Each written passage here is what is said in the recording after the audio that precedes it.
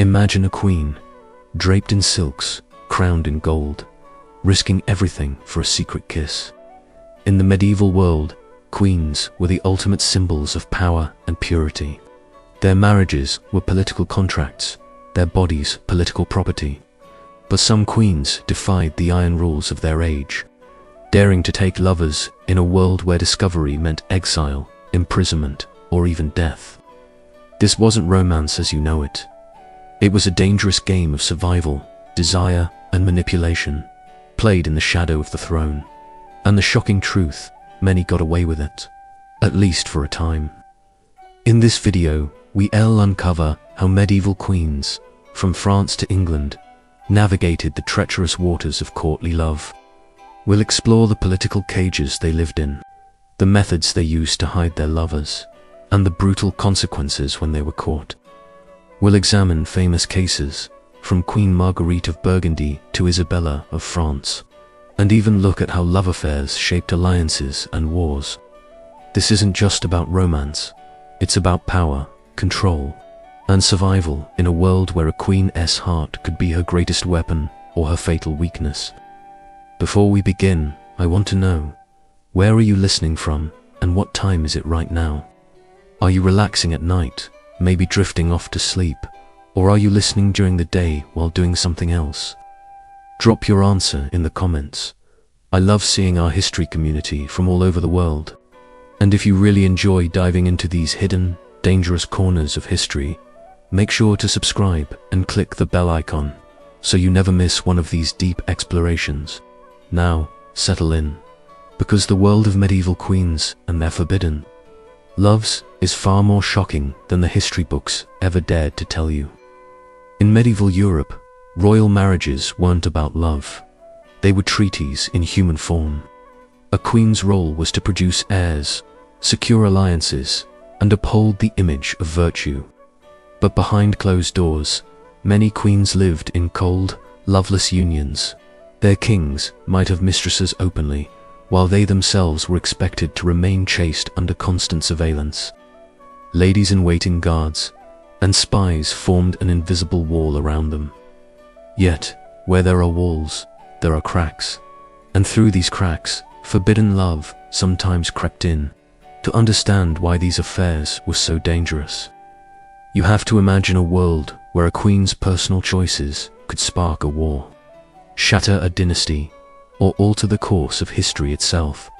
And once you imagine that, you'll understand why some queens risked everything. For a medieval queen, taking a lover was both a gamble and a calculated strategy. On one hand, discovery could mean disgrace, execution, or forced confinement in a remote convent. On the other, a lover could be a source of emotional support, political intelligence, or even military aid. Queens who felt sidelined in their marriages often sought men who could give them what their kings would not: loyalty, affection, and sometimes the means to influence court politics in their favor. But this came with a heavy price. Even whispers of impropriety could be used by rivals to question a queen's legitimacy or the legitimacy of her children. This was more than gossip. It was a weapon in the brutal game of medieval power, and some queens, knowing the stakes, played it masterfully, until their secrets began to slip. In the medieval court, secrecy was an art form, and queens mastered it out of necessity. Meetings with lovers could not happen in open gardens or candlelit banquets. Those were too exposed. Instead, stolen moments occurred in hidden chambers, chapel alcoves, or while hunting, where the noise and movement of the entourage masked private exchanges. Trusted ladies in waiting often served as intermediaries, carrying letters sealed with personal emblems or passing coded messages woven into embroidery patterns. The risk was constant. Even a misplaced glance across a feast hall could trigger rumors, and in a court buzzing with servants, guards, and political enemies, rumors could kill. This was why successful affairs often required careful coordination, months of planning, and absolute loyalty from those in the queen's inner circle. Not all queens pursued love out of passion alone. For some, it was survival in kingdoms. where kings were absent for years due to war, crusades, or affairs of state. A queen could find herself politically isolated. A lover, especially one from a powerful noble family, could serve as a protector against hostile factions at court.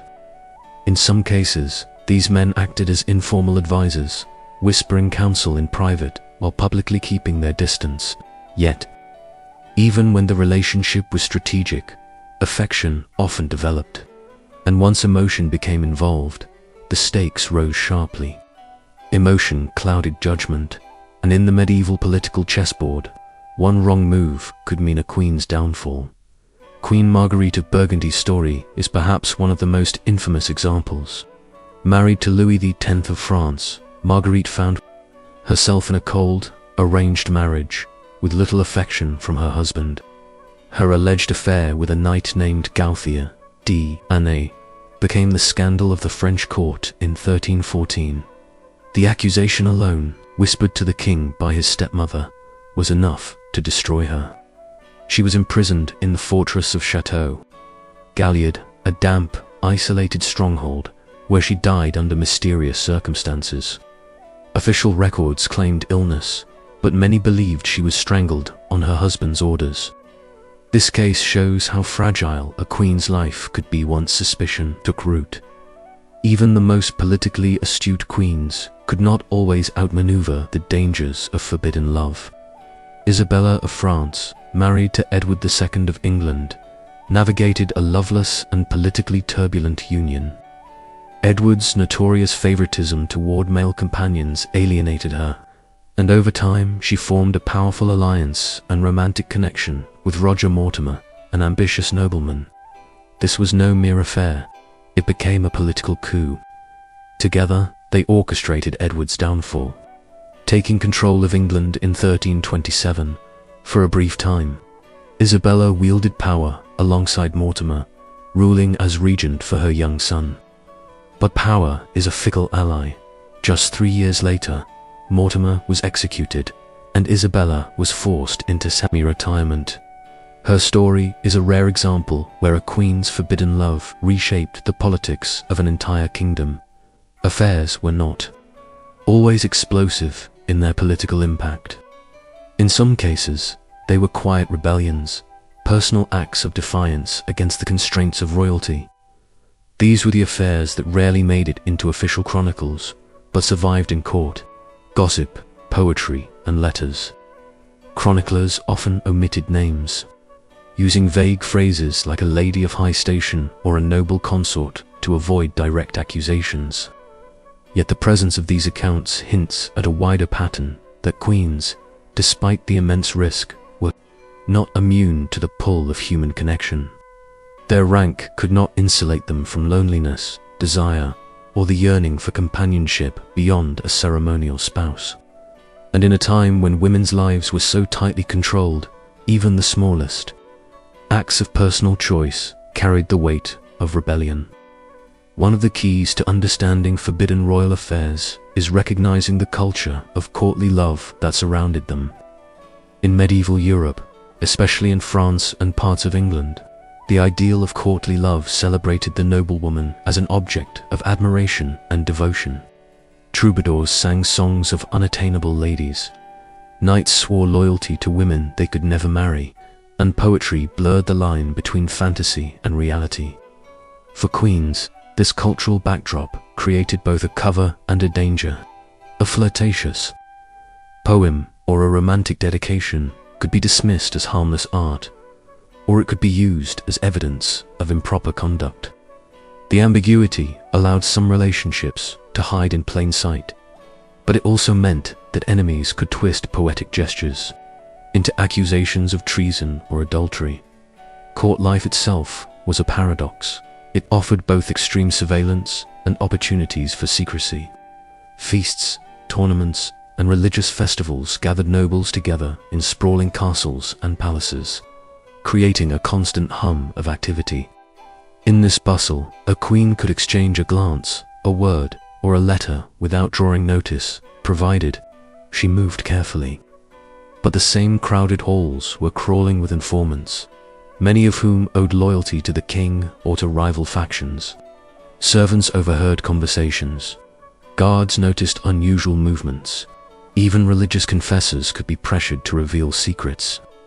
The court was a gilded cage, but it was a cage nonetheless, and moving undetected inside it was an art only the most skilled could master. The dangers of discovery were not just personal, they could be dynastic. A queen accused of infidelity risked casting doubt on the legitimacy of her children. In societies where bloodlines determined succession, this was political dynamite. A rival faction could use such claims to push for alternative heirs, sparking civil unrest or even war. This fear drove kings to act swiftly and harshly when accusations arose, sometimes punishing queens without proof.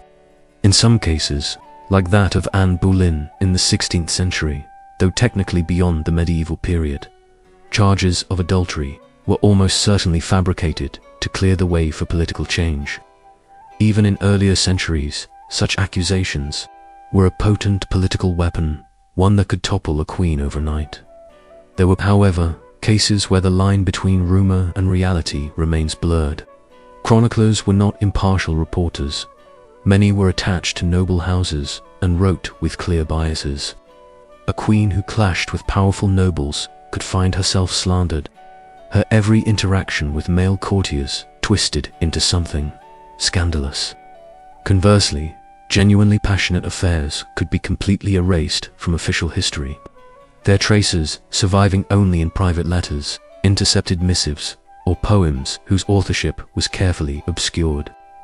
This selective record-keeping means our modern understanding is partial at best, a mix of fact, speculation, and propaganda. But even through the haze of history, one truth emerges. The fact that so many rumors existed at all suggests that forbidden love was not rare, only rarely proven. One of the keys to understanding forbidden royal affairs is recognizing the culture of courtly love that surrounded them. In medieval Europe, especially in France and parts of England, the ideal of courtly love celebrated the noblewoman as an object of admiration and devotion. Troubadours sang songs of unattainable ladies, knights swore loyalty to women they could never marry, and poetry blurred the line between fantasy and reality. For queens, this cultural backdrop created both a cover and a danger. A flirtatious poem or a romantic dedication could be dismissed as harmless art, or it could be used as evidence of improper conduct. The ambiguity allowed some relationships to hide in plain sight, but it also meant that enemies could twist poetic gestures into accusations of treason or adultery. Court life itself was a paradox. It offered both extreme surveillance and opportunities for secrecy. Feasts, tournaments, and religious festivals gathered nobles together in sprawling castles and palaces, creating a constant hum of activity. In this bustle, a queen could exchange a glance, a word, or a letter without drawing notice, provided she moved carefully. But the same crowded halls were crawling with informants, many of whom owed loyalty to the king or to rival factions. Servants overheard conversations. Guards noticed unusual movements. Even religious confessors could be pressured to reveal secrets. The court was a gilded cage, but it was a cage nonetheless, and moving undetected inside it was an art only the most skilled could master. The dangers of discovery were not just personal, they could be dynastic. A queen accused of infidelity risked casting doubt on the legitimacy of her children. In societies where bloodlines determined succession, this was political dynamite. A rival faction could use such claims to push for alternative heirs, sparking civil unrest or even war. This fear drove kings to act swiftly and harshly when accusations arose, sometimes punishing queens without proof. In some cases, like that of Anne Boleyn in the 16th century, though technically beyond the medieval period, charges of adultery were almost certainly fabricated to clear the way for political change. Even in earlier centuries, such accusations were a potent political weapon, one that could topple a queen overnight. There were, however, cases where the line between rumor and reality remains blurred. Chroniclers were not impartial reporters. Many were attached to noble houses and wrote with clear biases. A queen who clashed with powerful nobles could, while queens risked everything in such affairs. The men involved faced dangers of their own. A royal lover, once discovered, could expect no mercy. Punishments ranged from banishment and confiscation of lands to brutal execution meant to serve as a public warning. The infamous Tour de Nesle affair in 1314 demonstrated just how swiftly and violently such retribution could fall. In that scandal, 2 of King Philip IV's daughters-in-law, including Queen Marguerite, were accused of adultery with brothers Gautier and Philippe d'Aunay. After being tortured into confession, the brothers were executed in an extraordinarily cruel fashion, their bodies publicly displayed to cement the king's power. This episode not only destroyed the women's reputations, but also shook the entire royal family, underscoring how deeply such accusations could destabilize dynasties. Yet, despite the dangers, some queens maintained relationships for years without exposure. These women relied on intricate networks of trust, loyal attendants, sympathetic clergy, and discreet nobles who shared in the secret. This loyalty often stemmed from shared political goals or personal bonds that transcended fear of royal wrath. Sometimes the lover himself was of such high status that accusations could be brushed aside as politically dangerous to pursue. In other cases, the affair was hidden so well that it passed into history as little more than a whisper, surviving encoded letters or the private diaries of courtiers who dared not reveal names. The success of these hidden relationships depended on one crucial factor: silence was a form of survival. The public perception of these affairs varied greatly depending on time and place. In certain courts, especially in later medieval Italy and France, romantic entanglements among nobles were almost expected, provided they were discreet and did not interfere with political alliances. In more rigidly controlled courts, such as those of England or Castile, any sign of impropriety from a queen was considered a direct insult to the crown. These cultural differences shaped how queens approached relationships. In a permissive court, they might be more open in their interactions, relying on courtly love traditions to shield them. In stricter environments, secrecy was paramount, and even trusted allies could become liabilities under the wrong circumstances. In the rare cases when a queen's affair resulted in a child, the political stakes became perilously high. Questions of legitimacy could tear kingdoms apart. Even unfounded rumors about a child's parentage could undermine a ruler's position. Historical accounts suggest that in such cases, extraordinary measures were taken to control the narrative. Some children were passed off as the king's without question, while others were quietly removed from court, raised in monasteries, or hidden within loyal, noble households. The truth, if known by a few, was often buried alongside those who carried it. Such secrecy was essential in preserving dynastic stability, but it also meant that many human stories, the love, the fear, the loss, were erased from the historical record. Find herself slandered, her every interaction with male courtiers twisted into something scandalous. Conversely, genuinely passionate affairs could be completely erased from official history, their traces surviving only in private letters, intercepted missives, or poems whose authorship was carefully obscured. This selective record-keeping means our modern understanding is partial at best, a mix of fact, speculation, and propaganda. But even through the haze of history, one truth emerges. The fact that so many rumors existed at all suggests that forbidden love was not rare, only rarely proven. While political danger was the greatest threat, the emotional toll of forbidden love in the medieval court cannot be understated. A queen's lover was rarely free from the pressures of court politics, and secrecy could strain even the most passionate relationship.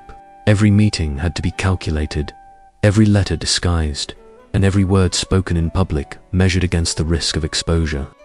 The constant fear of betrayal or discovery hung over both parties. A single wrong move, a jealous rival, a servant's slip of the tongue, could bring ruin. In this environment, love was rarely carefree. It was a tense balance between desire and caution, where trust was the most valuable currency of all. One of the most striking examples of long-term concealment comes from the court of Navarre. In the late 14th century, Queen Joan of Navarre, later the wife of Henry IV of England, was rumored to have had close, possibly romantic, ties to certain courtiers during her reign. While no definitive evidence survives, the frequency with which her name appears in correspondence with select nobles suggests an intimacy that went beyond formality. Yet she maintained her position without scandal, a testament to her political skill and her ability to manage relationships in a volatile environment. This highlights that the success of such affairs often depended less on avoiding suspicion entirely and more on managing it so effectively that no one dared to act on it. Cultural attitudes toward Queen's fidelity also shifted across the medieval centuries. In early medieval Europe, especially in the Frankish and Anglo-Saxon courts, queens were expected to remain above reproach, their virtue tied directly to the legitimacy of their offspring. However, as the ideals of courtly love and chivalry spread in the High Middle Ages, a subtle change occurred. While open infidelity remained unacceptable, romantic devotion expressed through poetry, music, and coded gestures became part of noble culture. This romanticization created more space for queens to form emotional bonds outside of marriage, though still within strict boundaries. The danger lay in stepping beyond the symbolic into the physical, where affection transformed into a political crime. Interestingly, many of these affairs were known, or at least suspected, by kings themselves. In some cases, a politically savvy king might tolerate his wife's relationship if it benefited him, such as by securing the loyalty of her lover's family or faction. In other instances, kings turned a blind eye simply because they were engaged in their own extramarital pursuits. This tacit acceptance, however, was always conditional. If the balance of power shifted, what was once tolerated could suddenly become grounds for disgrace or punishment. It was a precarious dance of mutual interests and silent understandings, easily broken when political expedience demanded it.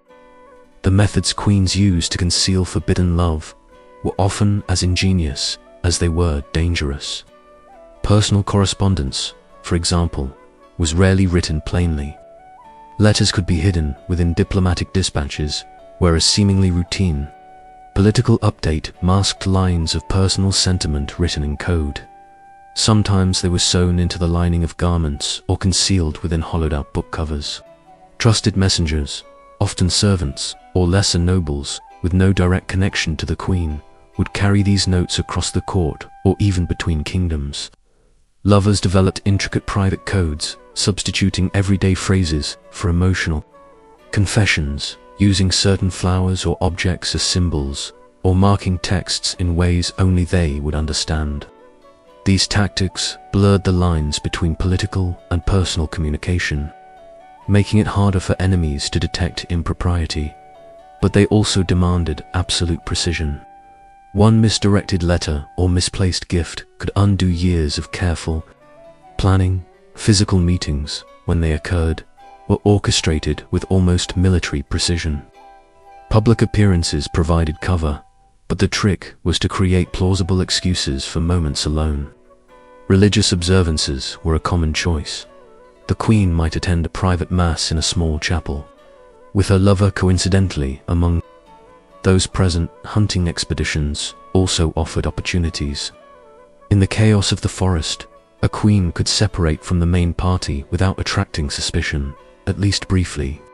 Charitable visits to hospitals or monasteries provided another cover, allowing her to leave the palace with a reduced guard and a carefully selected entourage.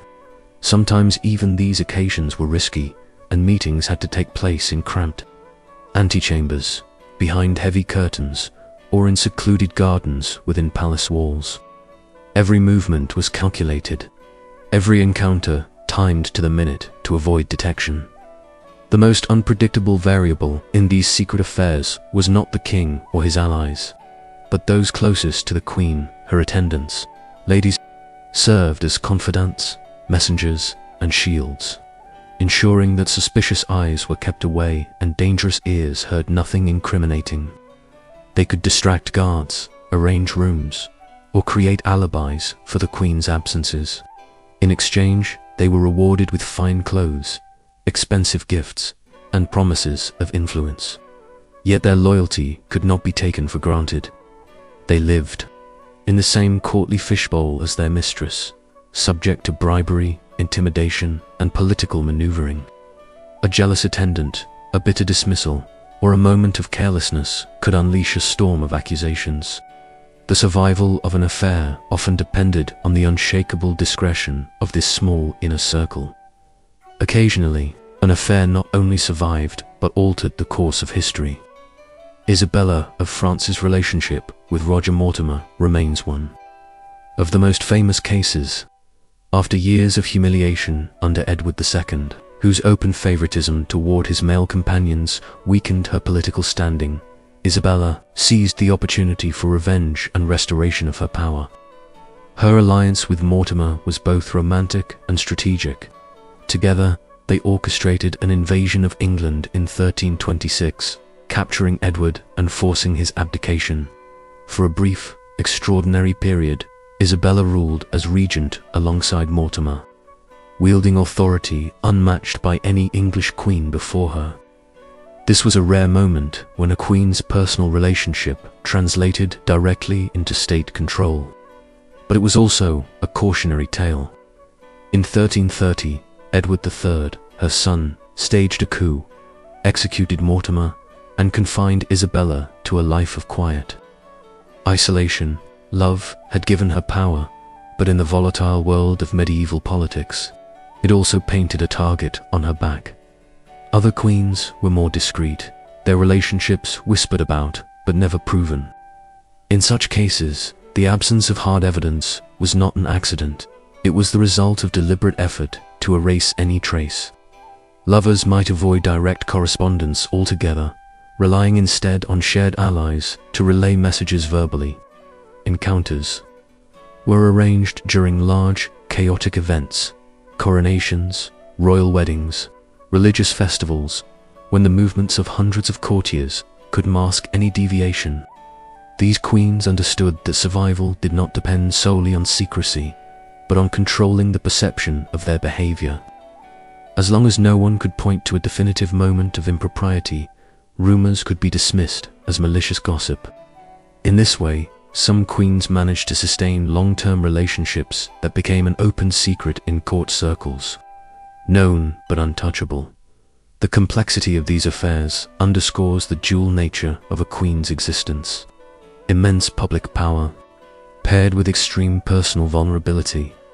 In a society where her worth was often measured by her chastity and her ability to produce heirs, love was never a private matter. It was political capital, a potential weapon, and a constant liability. A queen's affair could strengthen alliances, secure protection, or provide an emotional lifeline in a loveless marriage. But it could just as easily destroy her, stripping away not just her crown, but her freedom, her reputation, and even her life. This reality shaped every decision, every meeting, every whispered word. Love, for a medieval queen, was never simply love. It was a high-stakes gamble where the price of losing was everything. By the late medieval period, the idea of the queen as a purely passive figure began to fade, replaced by examples of women who actively shaped politics, sometimes through their marriages, sometimes through their forbidden loves. These relationships were not merely private indulgences, but, in many cases, calculated moves on a political chessboard. A lover might be chosen not only for personal attraction, but for the power his family wielded, the troops he could command, or the alliances he could forge. The line between passion and politics blurred so thoroughly that one often served the other. In this sense, forbidden love could be both a weapon and a shield, offering queens a measure of agency in worlds designed to restrict them. Yet every advantage came with a counterweight. The more influence a lover gained, the more dangerous he became to the queen's own position if fortunes shifted. The end of such affairs was rarely gentle. In the best cases, they faded into quiet memory, their participants parting before scandal could catch up. In the worst, they ended in public humiliation, imprisonment, or execution. Even when the queen survived, the political fallout could be lasting. Enemies used past rumors to discredit her, whispering that her decisions were clouded by emotion or corrupted by favoritism. In a male-dominated political sphere, these accusations carried enormous weight. A man could recover from the stain of an illicit relationship far more easily than a queen, whose reputation was bound to ideals of virtue and loyalty. Thus, while a forbidden love might provide fleeting power or comfort, it could also leave a queen permanently vulnerable to manipulation. Historians face the challenge of piecing together these stories from fragments, chronicles written by biased observers, poems laden with double meanings, and records deliberately altered to protect reputations. The truth is likely far more complex than the surviving evidence suggests. For every documented scandal, there were probably several unrecorded affairs, hidden behind walls of silence and loyalty. These unrecorded stories are perhaps the most intriguing, for they remind us that medieval queens were not mere symbols, but human beings, capable of desire, longing, fear, and defiance.